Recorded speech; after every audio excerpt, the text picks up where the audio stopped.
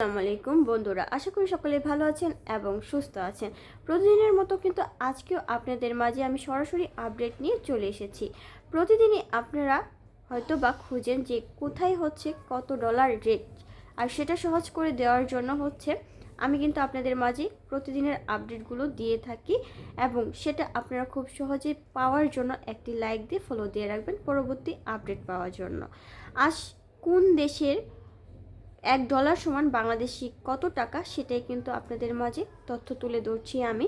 যেমন বাংলাদেশে বর্তমানের অর্থনৈতিক প্রেক্ষাপটে আজকের টাকার রেট কত জানা আমাদের জরুরি। সাধারণ মানুষ, প্রবাসী, ব্যবসায়ী, আমদানিকারকদের জন্য প্রতিদিনই মুদ্রার বিনিময় হার সঠিক সিদ্ধান্ত নেওয়ার ক্ষেত্রে গুরুত্বপূর্ণ একটি ভূমিকা রাখে। বৈদেশিক অর্থনৈতিক পরিবর্তন এবং দেশের বৈদেশিক মুদ্রার রিজার্ভ পরিস্থিতির উপর নির্ভর করে টাকার মান নিয়মিত ওঠানামা করে। এই 28 নভেম্বর 2025 সালের হালনাগাদ টাকার রেট সহ বিস্তারিত তথ্য তুলে ধরছি আমি। বাংলাদেশের ব্যাংকের বিভিন্ন জায়গায় আপনারা খোঁজ নেন বা বিভিন্ন জায়গায় ডলার রেটটা খুঁজেন যে আজকে ডলার রেট কত, এরকম কিন্তু খুঁজেন, এবং মুদ্রার বিনিময় হার পরিবর্তনের কারণ এরকম কিছু খুঁজেন, যার কারণে আমি খুব সহজে আপনাদের দেওয়ার জন্য আজকের তথ্যগুলো জানিয়ে দিচ্ছি।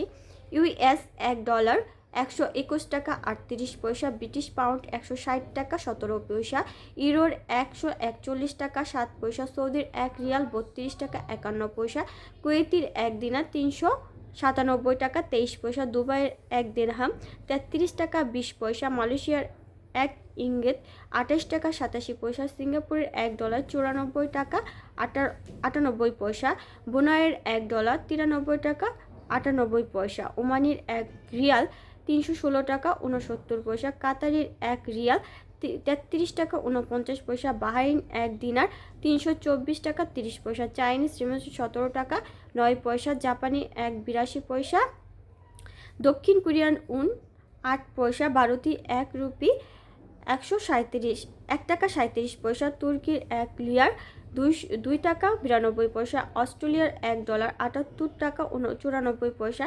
কানাডিয়ান $1 87 টাকা 1 পয়সা, দক্ষিণ আফ্রিকান রেন্ট 6 টাকা 69 পয়সা, মালদ্বীপের 1 রুপি 60 টাকা 94 পয়সা, ইরাকি 1 দিনার 9 পয়সা, লিবিয়ার 1 দিনার 22 টাকা 48 পয়সা। এই হারের ভিত্তিতে আমদানিকারকরা মূল্য নির্ধারণ করেন এবং প্রবাসীরা রেমিটেন্স পাঠানোর সময় এই রেট বিবেচনা করে বাংলাদেশ ব্যাংকে টাকা পাঠায় বা লেনদেন করে, যা প্রতিদিনই মুদ্রার বিনিময় হার পরিবর্তনের মূল্য কারণ আন্তর্জাতিক বাজারে ডলার বা অন্যান্য মুদ্রার চাহিদা যোগান। এছাড়া বাংলাদেশের ব্যাংকে বৈদেশিক মুদ্রার রিজার্ভ, আমদানি রপ্তানির ভারসাম্য এবং বৈদেশিক ঋণের অবস্থা এর প্রভাবের ফলে শেয়ার বাজারে হালনাগাদ কিন্তু এই তথ্যগুলো আপনাদের মাঝে আমি তুলে ধরলাম। পরবর্তী আপডেট পেতে অবশ্যই একটি লাইক দিয়ে ফলো দিয়ে রাখবেন আর অনেক অনেক বেশি শেয়ার করবেন। আর কি কোন দেশ থেকে দেখছেন, কোন জায়গা থেকে দেখছেন, কমেন্ট করতে কিন্তু ভুলবেন না। আর এই শীতের এমএস কেমন কাটছে অবশ্যই জানাবেন।